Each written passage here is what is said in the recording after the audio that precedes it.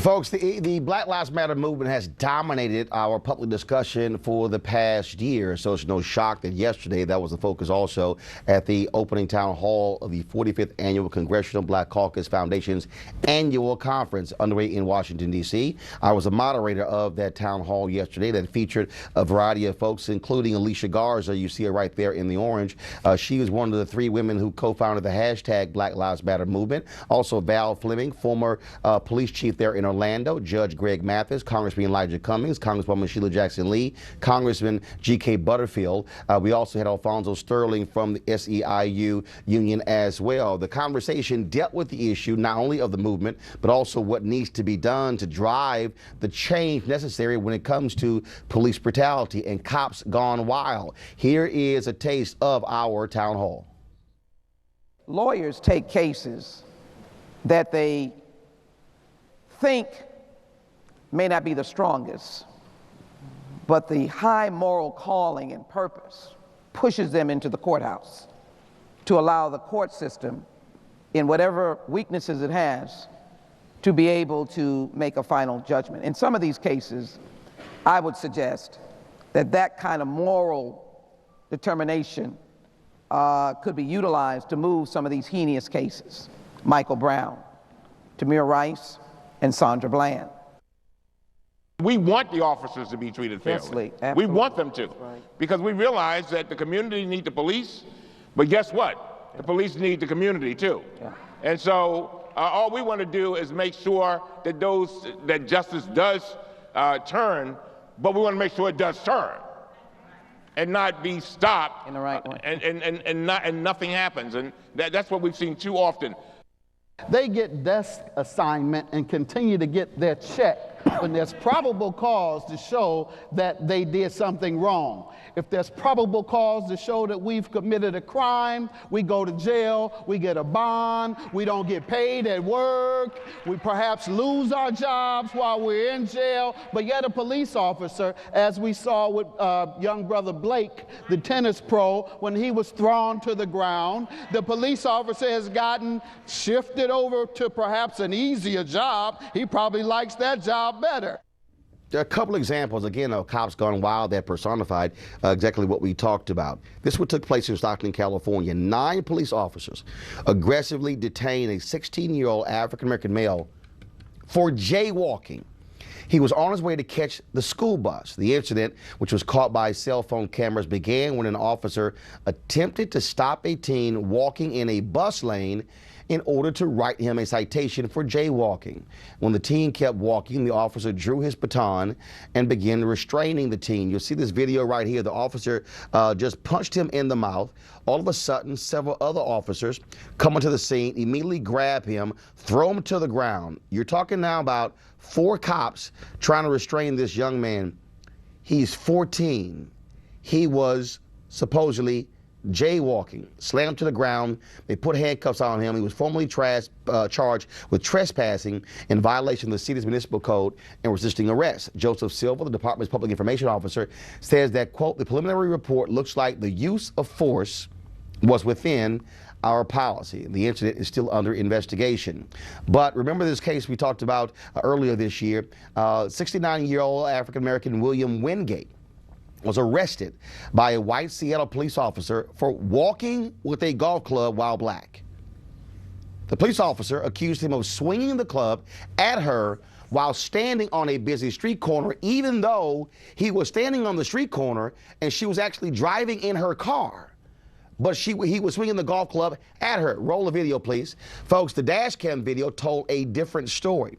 A little more than a year after the incident, 48-year-old Cynthia Whitlatch has been fired by the Seattle Police Department. I need to roll the video, please.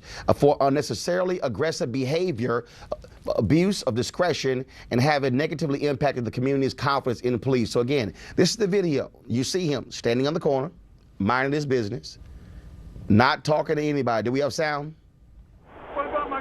Can you please shut it down? Huh? Can you please shut it down? What's going on?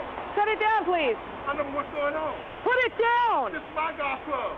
I'm not going to take it from you, but it's a weapon, so set it down. I had this dog for 20 years. Set it down, please. Huh? Yeah, I'm not going to ask you again. Set it down. When you call somebody, I've been walking with this dog for 20 years. Set it down. Will you call somebody? I am calling someone. Put your golf club down. Call somebody. You're being audio and videotaped. No, you call somebody. I ain't done nothing to nobody. You just swung that golf club at me. I did not. Yes, you did. Right back there. I didn't see you. I didn't wave no golf club. It was on audio and videotape. Put it down. Put it down. All right, I want you guys to keep the video rolling there. Joining us on the panel, Tony Bush, Global Head of Government Affairs at News Corp, Criminal Defense Attorney Yodit Tewelde out of Dallas. We have Attorney Midwin Charles with Midwin Charles and Associates, plus Dr. Jason Johnson, Political Science Professor at Hiram College. Now, these two incidents, perfect example, I think illustrates exactly why there's a Black Lives Matter movement. Right. And if it wasn't for video, it wasn't for protesting, that cop in Seattle will still have her job. Right. And I guarantee you, I don't care what that spokesman said there in Stockton, something has to be done. That level of force against a 14-year-old boy for jaywalking is nonsensical. Tony? You know, I agree that this is a real problem that we need to address, and it's great that we had video cameras in Seattle, because if we didn't, we would be in a different situation. In the case of Stockton, I mean, there was a bystander who was taping that, and you could hear them yelling, "He's 14." Yeah. And it was jaywalking. Right. I think there's a constant struggle with knowing your rights and knowing what your obligations are, because the law does require you to comply with lawful commands. Now, if he was committing jaywalking. Jaywalking is an infraction, a traffic infraction, that's punishable by a fine. That officer had the lawful right to stop him. Now, according to what we do know, when he asked him to stop, he continued to go about his way. Now, at that point, he should have complied with the officer, but the issue of this aggression that these officers are showing is still an issue, and that needs to be addressed, because there's no absolute reason, no reason at all for this officer to have punched him in the face, regardless of whether he was committing a traffic infraction or disregarding his command. Show some discretion. It's just really simple. It's a kid. Show some discretion. Right. Stop hassling an old man who's walking around with a cane and then lying when you have it on camera. We have the same thing in Cincinnati. And the crazy thing about that particular case, what ended up happening was the officer was driving. I mean, they actually, you see the full video. The officer's driving down the street, coming around the corner.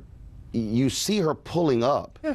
Yeah. So it was like, what? Before you drove around the corner, he was waving the golf club specifically at you. Right, but also I think one of the what these sort of incidents illustrate is a different method of policing for African Americans versus a method of policing for white Americans, and we see it all over the country. And if you juxtapose, or if you switch out these people with, say, a white woman or a white man, we would laugh because we know it would never happen. If you look at the James Blake incident and you say, well, wow, what if this were a white man standing in the middle of Manhattan in front of a luxury hotel on his cell phone? Would he have been tackled by that? You can't even imagine it, because we all know it would never happen. And that's one of the biggest problems with policing in America. African Americans are policed. White Americans get to be served and protected. And that's the problem.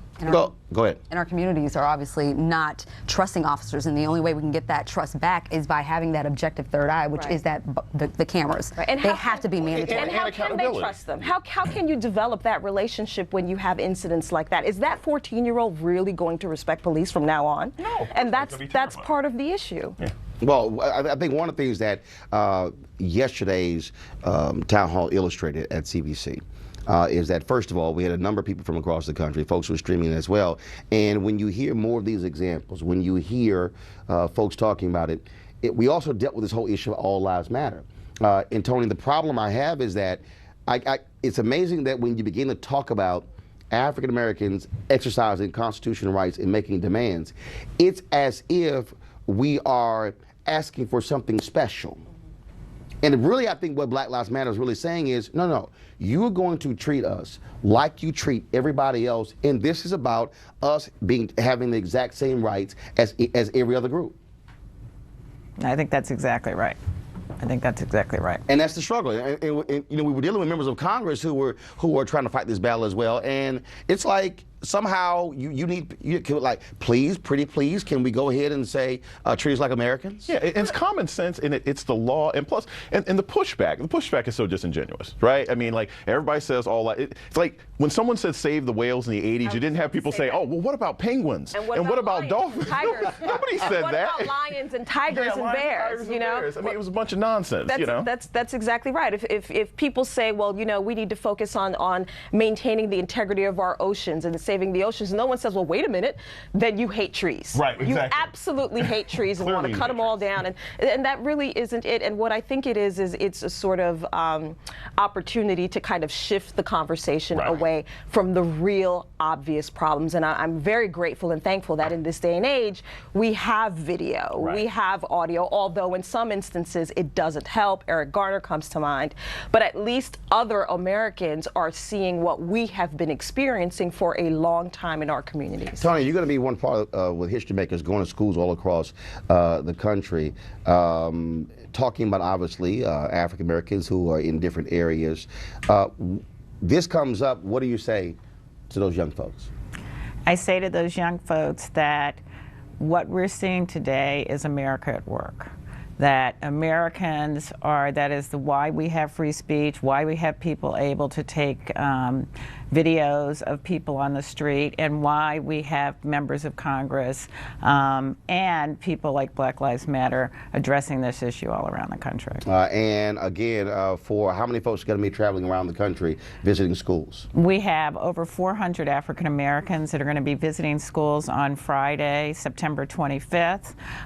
This is our 6th annual Back to School. It's going to be headed up by Arnie Duncan, and we have African American history makers who are people who have been interviewed by the history makers. We have over 2,500 people that have been interviewed by the history makers that are going back to school to talk to our students about their experience. And we're also giving to those schools access to the History Makers digital archive. Well, and I can tell you that a lot of people who are part of that, many of them in their story, they have similar stories in terms of their confrontations and issues with police and some of those experiences. So I would not be surprised if they're discussing Black Lives Matter then and now. That's exactly right. All right, Tony, we appreciate it. We look forward to that. If folks can go to historymakers.com or .org? thehistorymakers.com. All right, we appreciate it. Thanks a bunch.